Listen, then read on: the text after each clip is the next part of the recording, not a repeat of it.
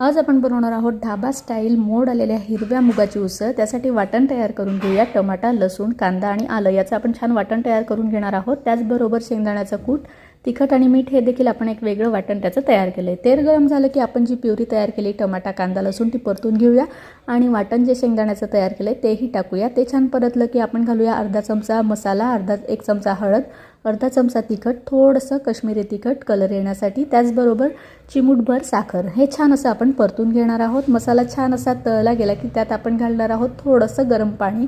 हे परत आपण छान असं परतून घेऊया आणि चवीनुसार मीठ त्यामध्ये आपण घालून घेणार आहोत।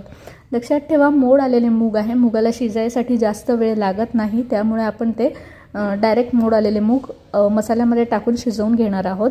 अशा प्रकारे एक 15-20 मिनिटं छान झाकण ठेवून शिजवलं की आपली ढाबा स्टाईल मुगाची उसळ तयार आहे। तर कशी वाटली रेसिपी? अशाच वेगवेगळ्या रेसिपीसाठी चॅनलला सबस्क्राईब नक्की करा।